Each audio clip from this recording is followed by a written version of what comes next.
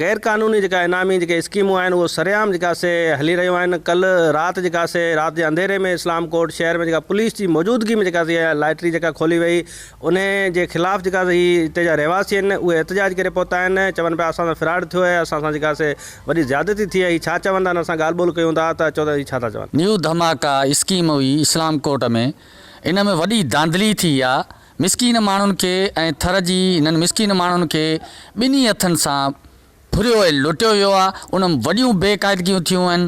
पहिरीं बेक़ाइदगी असांखे इहा आहे त हिकु नंबर अनाउंस थियो, हिकु नंबर जंहिं ते मेहरान कार निकिती, अलाए किथां उनजी पर्ची फस्ट में हथ में। उन खां पोइ जेके इनाम हुया 45 मोटरसाइकिल अनाउंस थियल हुया, उन्हनि मां सिर्फ़ु 25 निकिता। असांखे फुरे तबाही करे छॾियो थो उन ऐं तंहिंजो चयो इनाम निकिरंदा। हीअं न करे असीं ग़रीब माण्हू अटे ॿधा पिया आहियूं। चयो होटल वारा खे, तंदूर वारा खे वीचारनि उन 1000 रुपया ॾिना आहिनि।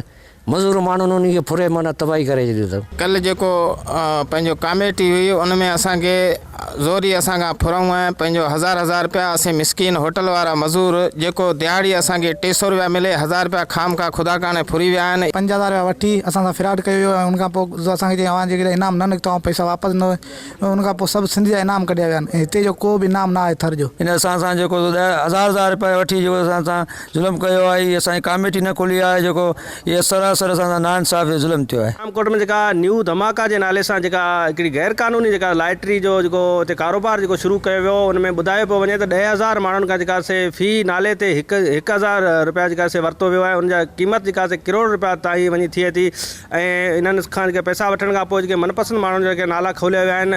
ऐं अवामी आवाज़ में जॾहिं अॼु ख़बर शाया थी आहे त उन खां पोइ जेका SHO इस्लाम कोट जेको ॿुधाए पियो त असां जेके उन्हनि जे जेके मालिक आहिनि उन्हनि खे गिरफ़्तार बि कयो आहे। पर हीअ जेके रहवासी हिते मौजूदु आहिनि, हीअ चवनि होटलनि ते कमु कंदड़ वारा आहिनि, गॾा गाॾी ते मज़दूरी कंदड़ वारा आहिनि। हीअ चवंदा असांखां जेके फुर कई वई आहे उहा असांखे पैसा जेका वापसि न पिया ॾिना वञनि। गाज़ी बजीर, अवामी आवाज़ TV न्यूज़ इस्लाम कोट। विज़िट कयो अवामी आवाज़ मीडिया ग्रुप जी वेबसाइट awamiawaz.pk।